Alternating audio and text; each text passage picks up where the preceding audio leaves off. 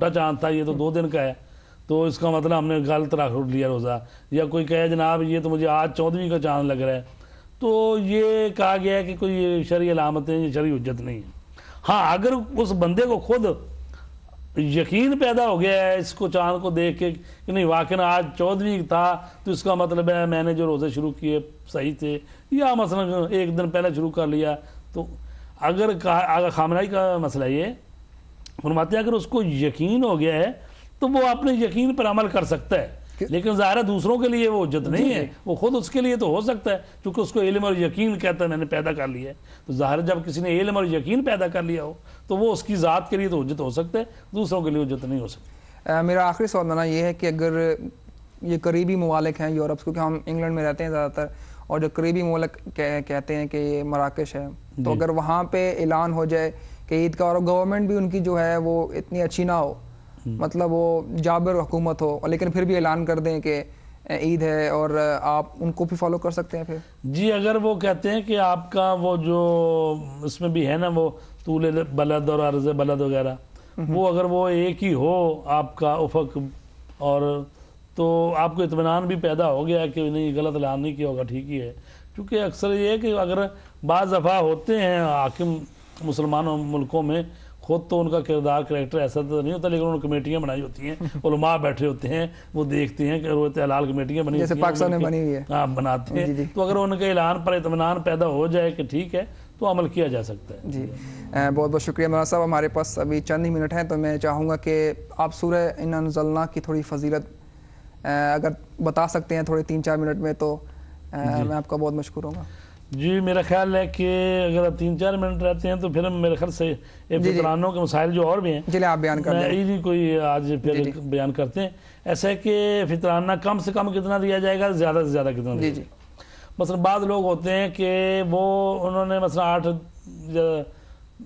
8-10 जी हैं घर में, तो उन्होंने जनाब फितराने रखे होते हैं घर में।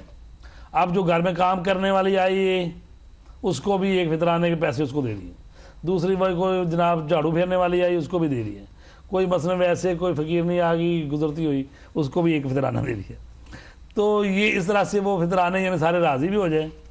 देखिए, जिन लोगों से आप घर का काम लेते हैं या घर में कपड़े धोने के लिए लगाई हुई है या झाड़ू फेरने के लिए लगाई, उनको फितरानों में से नहीं दे सकते। ये फितराने मुस्तहिकीन का हक है, तो अगर वो फ़कीर हैं मुस्तहिक हैं इसके तो उसको तो दिए जा सकते हैं। ये नहीं कि चूँकि हमारे घर में झाड़ू देती है ये खातून उसको फितराना दे दें, इस हिसाब से नहीं। हाँ, अगर वो फ़कीर है मुस्तहिक है तो फिर दिए जा सकते हैं। फिर ये है कि कम अज़ कम एक फितराना हो, मसलन 3 किलो, या वो जिन्स गंदम या जौ या चावल जो देना है वो दें, या उसकी कीमत दें। ये ना हो कि मसलन ये 3 किलो जो है ये फ़र्ज़ करें बन गए मसलन कोई पाकिस्तान के हिसाब तो मुझे अभी सही पता नहीं, मसलन 40 रुपए की 3 किलो। अब ये नहीं है कि 4 आदमी को 10-10 रुपए दे दिए, यानी एक फितराना 4 बंदों में तकसीम कर दिया। नहीं, कम अज़ कम एक फितराना एक बंदे को दिया जाएगा। और ज़्यादा से ज़्यादा ये है कि 1 साल का खर्चा, ये भी तो होता है। मस्जिदों में फितराने इकट्ठे होते हैं और बड़ी बड़ी मस्जिदें हैं जिसमें हज़ार आदमी नमाज़ पढ़ने वाला और 2-2 हज़ार, तो बाज़ दफ़ा बहुत बड़ी अमाउंट हो जाती है। तो वो बाज़ दफ़ा किसी को अकरबा परवरी भी हो जाती है उसमें, तो सारे फितराने एक ही बंदे को इकट्ठे करके दे देते हैं, बहुत ज़्यादा रकम हो जाती। तो कहा गया है कि कम अज़ कम एक फितराना और ज़्यादा से ज़्यादा 1 साल का खर्चे का जितना उसका खर्चा 1 साल का, इतने फितराने दिए जा सकते हैं, इससे ज़्यादा नहीं दिए जा सकते। यानी दूसरे लोग भी हैं जो मुस्तहिकीन हैं, उनकी भी मदद होनी चाहिए।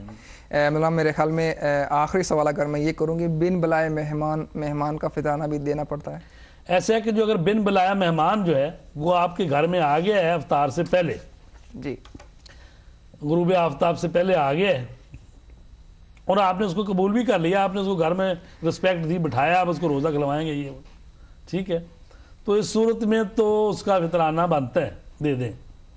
लेकिन अगर वो गुरूब आफ्ताब के बाद आया है तो फिर नहीं है। बल्कि ये तक कहा गया है कि अगर आपने बुलाया हुआ था किसी को और वो उस चांद रात को वो गुरूब आफ्ताब के बाद आया है, वो आदमी घर में पहुंचा लेट हो गया, तो फिर भी उसका फितराना बनता नहीं है।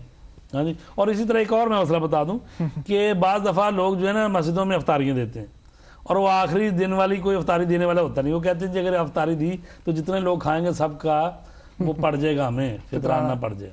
نہیں ایسی کوئی بات نہیں ہے, یہ ہے کہ مہمان بلائیں اپنے گھر میں, لیکن آپ نے مسجد میں ویسے افطاری کے لیے سامان بھیجا ہوا ہے, وہاں پر یہ افطاری کروا دی, وہاں پر لوگ وہاں پر آئے ہیں, تو وہاں پر جو افطاری کرنے والے لوگ ہیں افطاری کریں گے, ان کے فطرانے اس افطاری دینے والے کو نہیں پڑیں گے. جی بہت بہت شکریہ مولانا صاحب, آج کافی آپ نے مفصل گفتگو فرمائی فطرانے کے متعلق. میں اپنے ناظرین کا بھی